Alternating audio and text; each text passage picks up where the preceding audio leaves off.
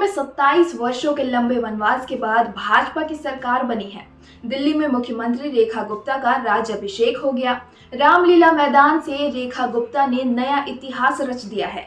वह दिल्ली की चौथी महिला मुख्यमंत्री बन चुकी हैं। उनका शपथ ग्रहण समारोह काफी खास रहा, क्योंकि यहाँ एनडीए का शक्ति प्रदर्शन दिखा और इस समारोह में सभी भाजपा शासित राज्यों के मुख्यमंत्री, डिप्टी सीएम समेत दिग्गज एनडीए नेता शामिल हुए। जब रेखा गुप्ता ने सीएम पद की शपथ ली, तब खुद पीएम मोदी और अमित शाह भी मौजूद रहे।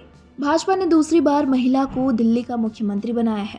इससे पहले सुषमा स्वराज भाजपा से दिल्ली की प्रथम महिला मुख्यमंत्री थी। इसके बाद शीला ने 1.5 दशक तक दिल्ली में शासन चलाया। अल्प समय के लिए ही सही, मगर आम आदमी पार्टी से भी अंत समय में महिला मुख्यमंत्री रही। रेखा गुप्ता दिल्ली की चौथी महिला मुख्यमंत्री हैं। रेखा गुप्ता पहली बार में ही विधायक के तौर पर जीत दर्ज की थी और वह पहली बार में ही राज्य की मुख्यमंत्री बन गई। राजनीति में ऐसा बहुत कम होता है जब किसी नेता या नेत्री को अपनी पहली ही जीत में सरकार चलाने का मौका मिल जाए। इससे पहले प्रधानमंत्री मोदी के साथ ऐसा हुआ था, जब उनके प्रथम संसदीय चुनाव जीत के बाद ही उन्हें प्रधानमंत्री बना दिया गया था, पर वह चुनाव उन्हीं के नाम पर लड़ा गया था। जबकि दिल्ली का यह विधानसभा चुनाव किसी के मुख्यमंत्री उम्मीदवार के नाम पर नहीं लड़ा गया था। बावजूद इसके पार्टी ने रेखा गुप्ता को राज्य का मुखिया बना दिया। आइए जान लेते हैं छात्र राजनीति से आगे बढ़ने वाली रेखा गुप्ता का दिल्ली सीएम तक का सफर कैसा रहा। रेखा गुप्ता का जन्म हरियाणा के जिंद जिले में हुआ था। वह एक कारोबारी परिवार से आती हैं। उनके दादा अनाज के थोक व्यापारी थे, लेकिन उनके पिता सरकारी बैंक में मैनेजर थे। पिता के दिल्ली ट्रांसफर के चलते रेखा गुप्ता 2 साल की उम्र में हरियाणा से दिल्ली आ गई और फिर दिल्ली में ही स्कूल कॉलेज की शिक्षा प्राप्त की। रेखा गुप्ता ने अपना राजनीतिक करियर 1992 में भारतीय जनता पार्टी की छात्र इकाई अखिल भारतीय विद्यार्थी परिषद से शुरू किया था। एक सक्रिय छात्र कार्यकर्ता के रूप में रेखा गुप्ता की काबिलियत को पहचाना गया और उन्हें दिल्ली विश्वविद्यालय छात्र संघ का चुनाव लड़ाया गया।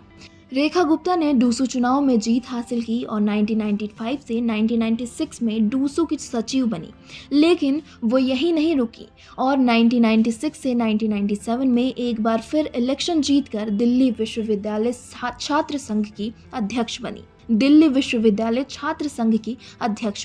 रेखा गुप्ता ने दिल्ली विश्वविद्यालय से LLB तक की पढ़ाई की।